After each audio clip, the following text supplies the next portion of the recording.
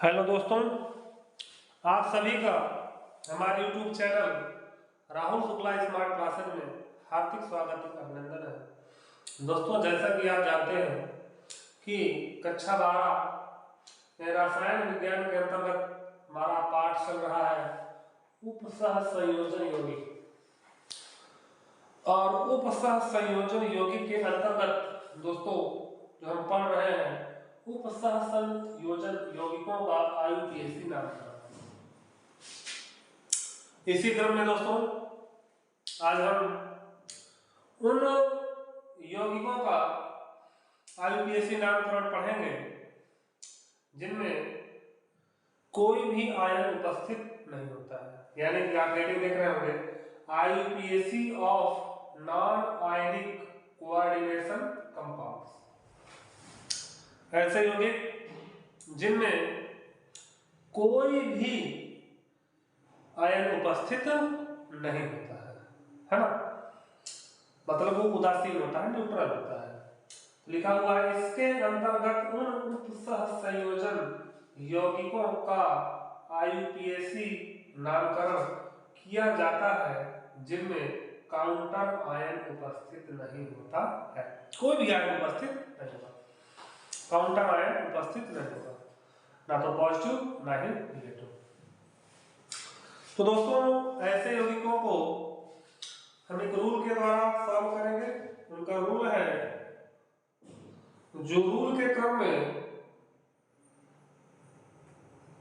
जो पहला रूल है वो ये कहता है दोस्तों, सबसे पहले हम लिखेंगे लिगेंड्स। क्या लिखेंगे दोस्तों? लिगेंड्स।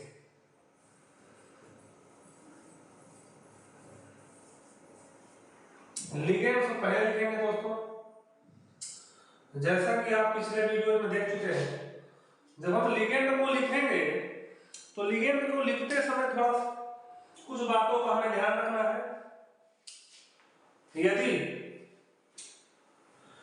एक से अधिक लिगेंड आ गए तो हमें क्या करना है, अल्फाबेटिकल ऑर्डर में हमें चेक करना है कि कौन सा लिगेंड अल्फाबेट में क्या होता है, पहले नामकरण उसका क्या हो रहा है, शुरू हो रहा है। जैसे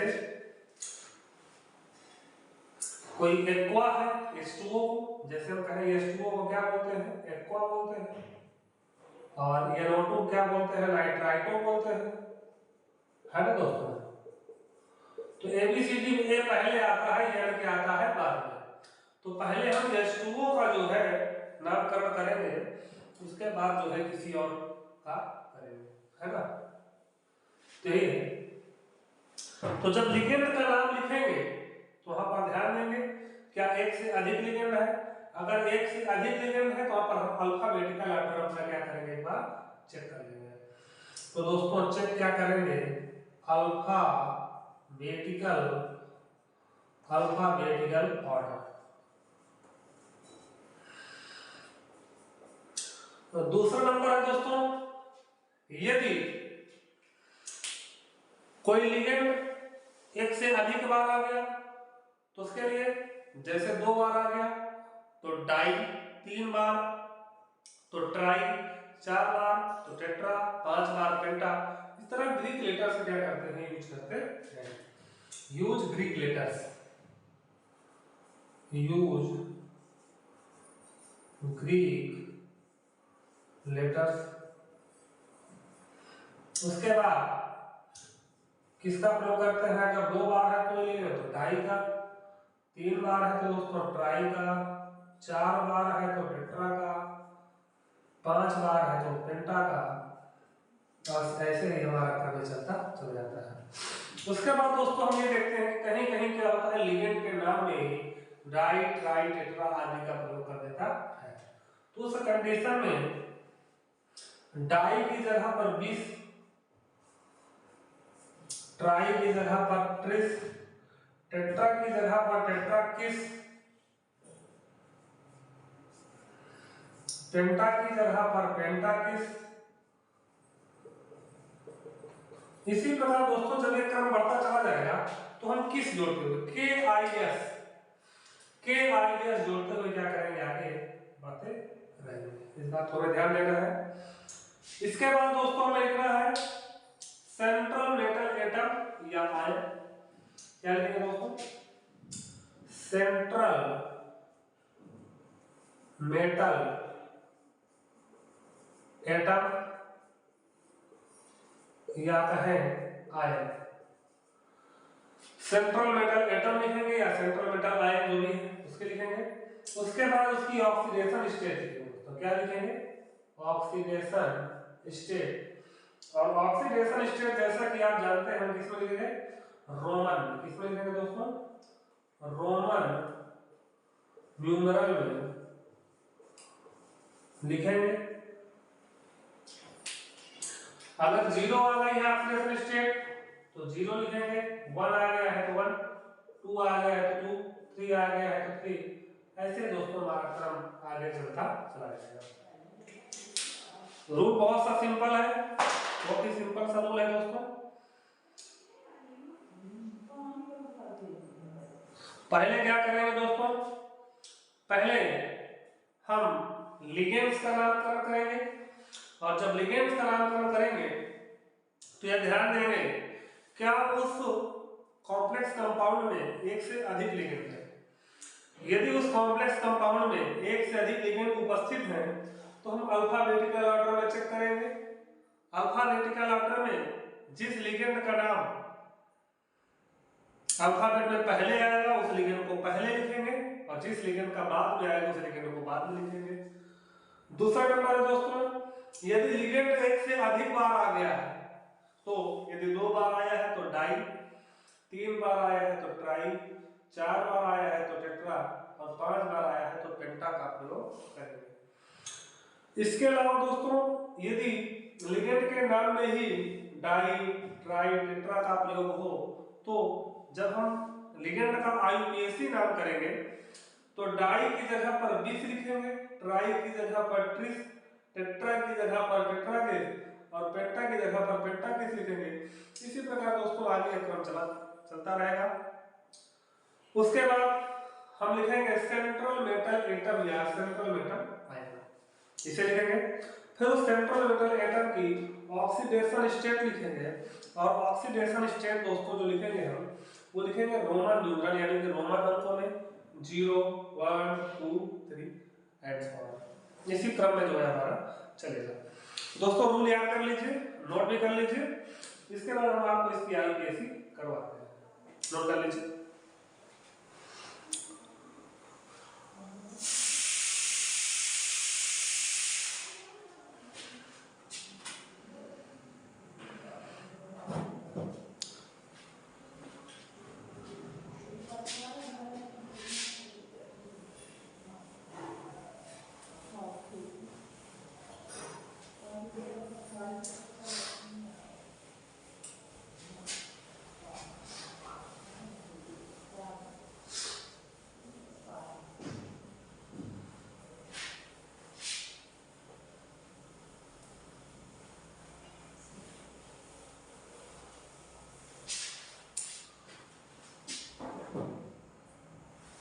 आइए दोस्तों देखते हैं।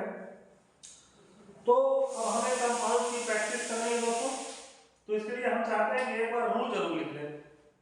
तो रूल क्या कहता है दोस्तों, रूल ये कहता है कि जो सबसे ऊपर रहेगा वो रहेगा दोस्तों लिगेंड, सबसे पहले जो रहेगा वो रहेगा हमारा लिगेंड।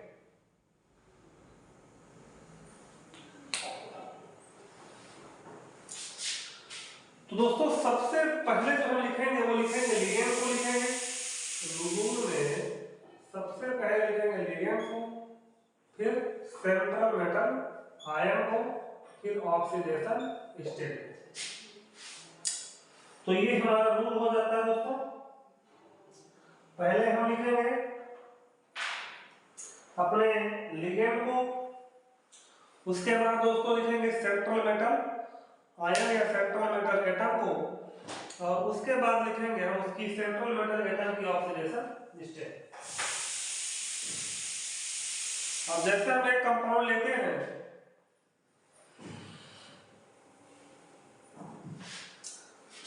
मान लीजिए दोस्तों जैसे कि हमारा कंपाउंड है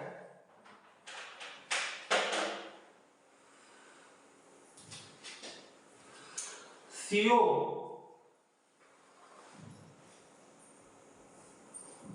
NH3 टाइम यानी कि NH3 का होल थ्राइस और NO2 का होल थ्राइस।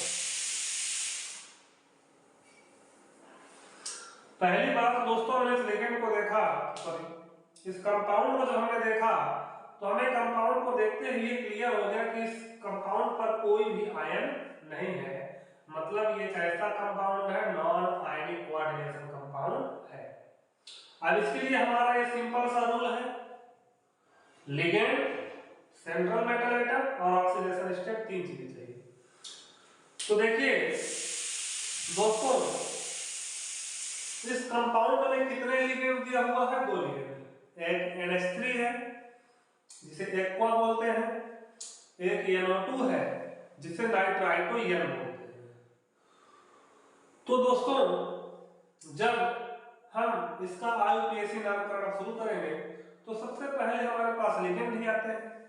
तो आप जानते हैं कि इन दो लिगेंड्स में NH3 की जो IUPAC होगी किससे शुरू होती है, एक्वा से, सॉरी NH3 की शुरू होती है एमाइन से, ये तो होते हैं दोस्तों ANNI से, और NO2 की शुरू होती है नाइट्राइटो से।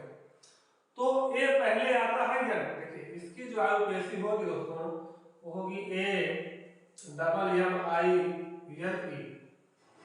जो पहली होगी, और वे नाइट्राइटो है इसकी क्या होगी, बाद में होगी नाइट्राइटोएन, है ना दोस्तों। तो शुरुआत हमें जो करना है वो ये वाले से करना होगा, क्योंकि यहाँ पर दो लिगेंड दिए हैं, एक लिगेंड का नाम A से शुरू है, दूसरे लिगेंड का N से। तो A वाले को हम वरीयता देंगे क्योंकि ABCD में जो है A अल्फाबेट जब हम पढ़ते हैं तो A पहले आता है। तो शुरुआत करते हैं दोस्तों।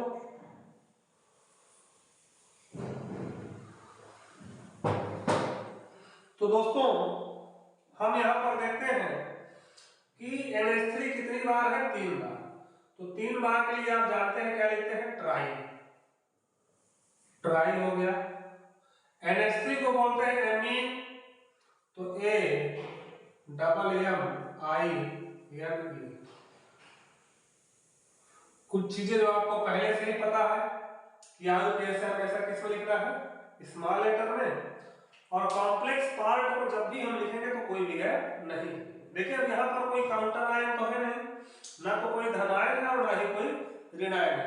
तो जो धन आयन और ऋण आयन के बीच जो गैप की बात होती है वो तो यहाँ होगी नहीं। इसमें दो चीजें से ध्यान देनी है ऐसे कंपाउंड्स में कि IUPAC स्मॉल लेटर से शुरू करना है और उसके बाद पूरी IUPAC को एक साथ लिखना है, कहीं पर कोई गैप नहीं करना है। ट्राई एमाइन हो गया दोस्तों, एमीन। उसके बाद 3 बार नाइट्राइटो भी है, तो 3 को क्या लिखते हैं, ट्राई, ट्राई नाइट्राइटो, और लोन पेयर इसमें N होगा क्योंकि ये एम्बिडेंटेड लिगेंड है, उभयदंती लिगेंड है। उसके बाद दोस्तों अब हमारा आता है सेंट्रल मेटल आयन। तो सेंट्रल मेटल आयन जैसे कि आप जानते हैं कि हमारा क्या है दोस्तों, कोबाल्ट। कोबाल्ट यहाँ पे हमारा सेंट्रल मेटल एटम है।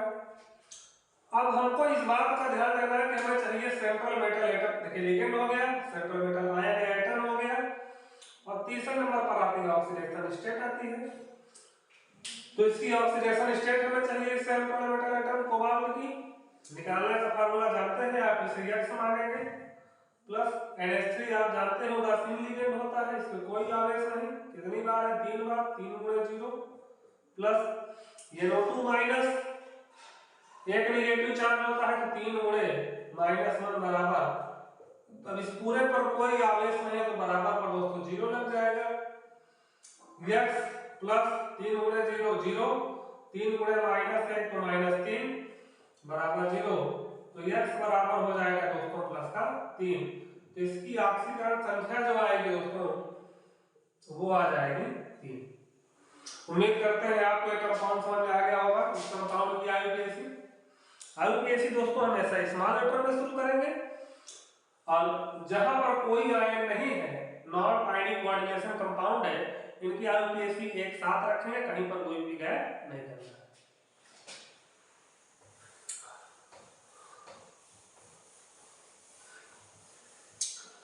चलिए दोस्तों, ये हमारा हो गया। इसके बाद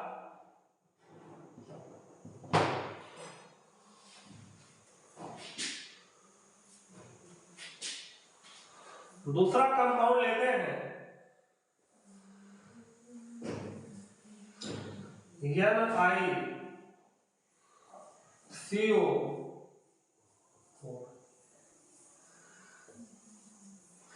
दोस्तों ऐसे दिखने से ही दिख रहा है, ये भी नॉन आयनिक कोऑर्डिनेशन कंपाउंड है।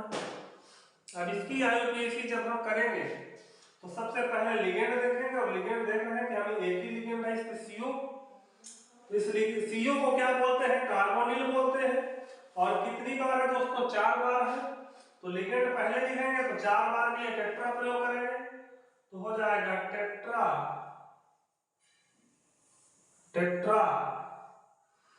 CO को बोलते हैं कार्बोनिल, तो ये हो गया कार्बोनिल, टेट्रा कार्बोनिल। इसके बाद दोस्तों हमारा आ गया निकेल, तो निकेल को लिख देते हैं NiCke, निकेल। अब इस निकेल की ऑक्सीडेशन स्टेट लिखनी है दोस्तों, तो ऑक्सीडेशन स्टेट जो निकालेंगे इसे X मान लेंगे निकेल की।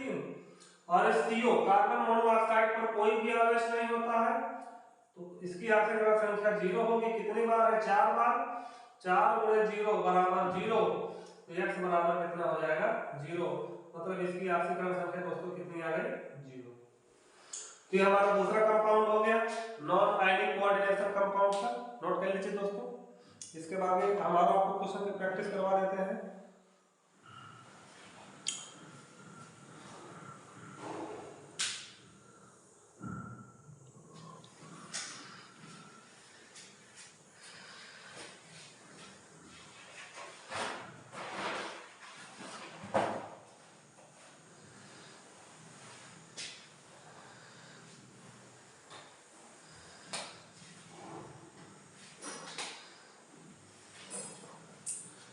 चलिए दोस्तों अगला कंपाउंड देखते हैं।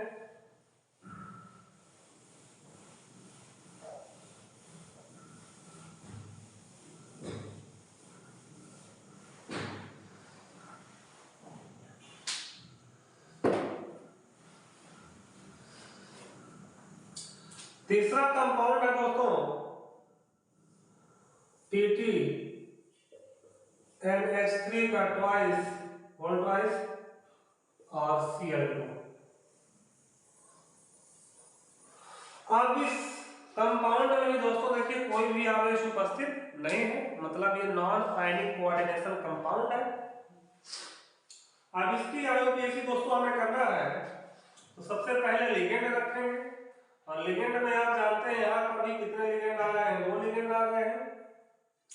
तो NH3 को जानते हैं आप एमीन लिखते हैं, AMMINE, और इसको क्या लिखते हैं, क्लोराइडो लिखते हैं। तो A पहले आता है, C बाद में आता है। तो NH3 कितनी बार है दोस्तों, 2 बार है। तो क्या लिखेंगे, डाई AMMINE, डाई एमीन। फिर क्लोराइडो भी कितनी बार है, 2 बार है। तो 2 बार के लिए डाई प्रयोग होगा, डाई क्लोराइडो। उसके बाद दोस्तों आप जानते हैं कि हमारा क्या आ गया, सेंट्रल मेटल आयन आएगा। तो सेंट्रल मेटल आयन हमारा क्या है, प्लेटिनम है, PLATINIUM, प्लेटिनम हो गया। अब इसके बाद दोस्तों इस प्लेटिनम की ऑक्सीकरण संख्या कितनी आएगी, ये भी हमें लिखना पड़ेगा। तो ऑक्सीकरण संख्या निकालने का जो भी सूत्र है उसको रखते हैं। प्लेटिनम की हमने X मान लिया, NH3 पर कोई आवेश नहीं होता, इसकी ऑक्सीकरण संख्या 0। लेकिन कितनी बार है, 2, 2 × 0। प्लस क्लोरीन कितने बार है, 2 बार, 2 × -1 बराबर 0। तो X - 2 बराबर 0 हो गया दोस्तों। X बराबर कितना है, 2। तो इसकी ऑक्सीकरण संख्या कितनी आ जाएगी, 2। और ये हमारा नाम हो गया इसका आईयूपीएसी नाम। देखिए जो दो बातें आपको ध्यान देनी है इसके नामकरण में, IUPAC हमेशा स्मॉल लेटर में शुरू करेंगे, और जब भी इस कॉम्प्लेक्स पार्ट की IUPAC करेंगे तो बीच में कहीं कोई भी गैप नहीं रहेगा।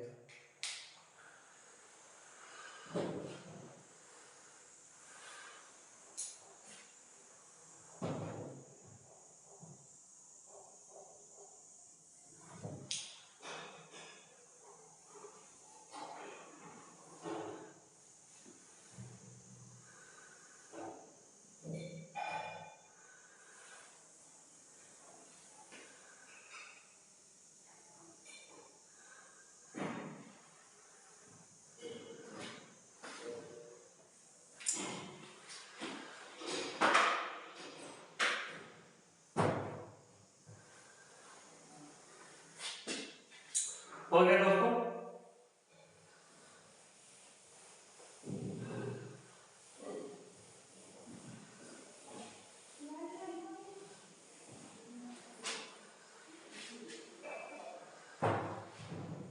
चलिए दोस्तों अब आगे देखते हैं।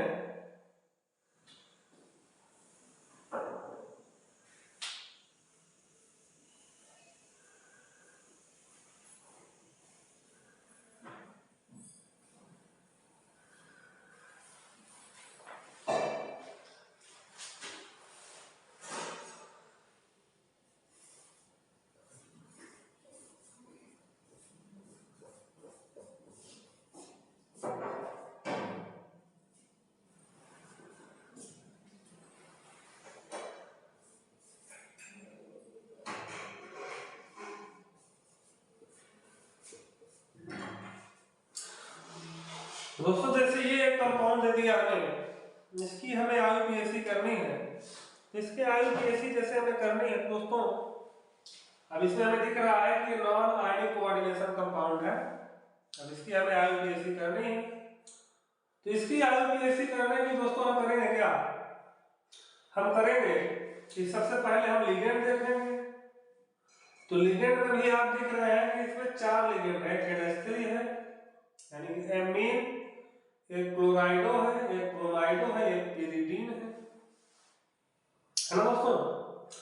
तो जब हम इसका IUPAC नामकरण करेंगे तो इसमें 4 लिगेंड दिए हुए हैं दोस्तों। तो हम देखेंगे कि ABCD के क्रम में पहले नंबर पर कौन है। तो पहले नंबर पर आप जानते हैं कि एमीन होता है, ए होता है, फिर देखिए फिर ये Br यानी कि ब्रोमाइडो है तो B होगा, फिर क्लोराइडो है तो C होगा, फिर पिरिडीन आता है, P आता है तो पिरिडीन होगा। तो इसको लिखेंगे दोस्तों हम, सबसे पहले लिखेंगे एमीन को, तो A डबल MINE एमीन हो गया क्योंकि एक ही बार है। इसके बाद आपका क्या हो गया, ब्रोमाइडो हो गया, BROMIDO। फिर आपका दोस्तों Cl हो गया, तो Cl क्या होता है, क्लोराइडो। फिर आपका पिरिडीन हो गया तो PYRIDINE पिरिडीन हो गया दोस्तों।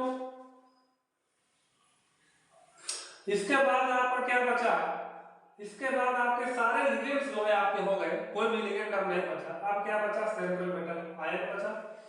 तो सेंट्रल मेटल आयन दोस्तों क्या है आपका, प्लेटिनम है, तो आपने प्लेटिनम लिख दिया।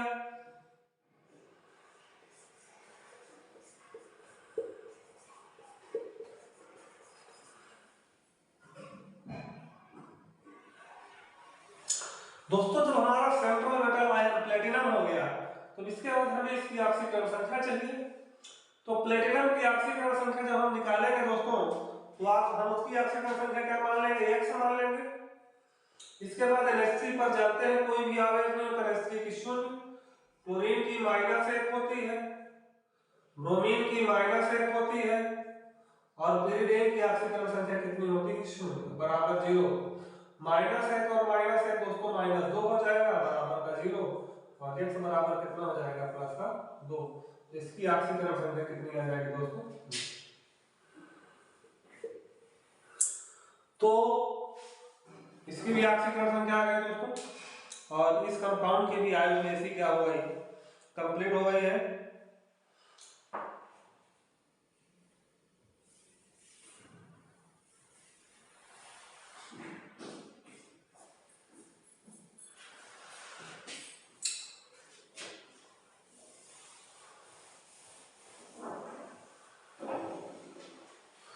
तो दोस्तों ये तो थी नॉन आयनिक कोऑर्डिनेशन कंपाउंड्स की IUPAC। उम्मीद करते हैं आपको बेहतर तरीके से समझ में आ गया होगा दोस्तों। देखिए है क्या, क्वेश्चन की चाहे जितने क्वेश्चन आपको दे देंगे, जितने कंपाउंड्स की प्रैक्टिस करा देंगे, जब तक आप स्वयं से प्रैक्टिस नहीं करेंगे, है ना, जब तक आप स्वयं से प्रैक्टिस नहीं करेंगे तब तक आपका पूर्ण रूप से क्लियर नहीं होगा। जब आप ढंग से प्रैक्टिस कर लेंगे हर प्रकार के कंपाउंड की, तो जब एग्जाम में आएगी IUPAC तब आपसे कोई गड़बड़ी वहां पर नहीं होगी। दोस्तों इस बात का विशेष ध्यान रखें कि प्रैक्टिस जमकर करें, और अत्यंत महत्वपूर्ण टॉपिक है बोर्ड एग्जाम की दृष्टि से। IUPAC जरूर आता है, इस चैप्टर से आता ही है, लगभग किसी न किसी सेट में बिल्कुल आएगा, इस बार भी आएगा, प्रबल संभावना है। और आप जो है जमकर इसकी प्रैक्टिस करते रहें। जहां पर प्रॉब्लम हो कमेंट करें, स्क्रीनशॉट भेजें जहां पर भी प्रॉब्लम अगर आपको आ रही है। और वीडियो कैसा लगा कमेंट बॉक्स में जरूर बताएं। अंत तक वीडियो देखने के लिए बहुत बहुत धन्यवाद। Thank you so much.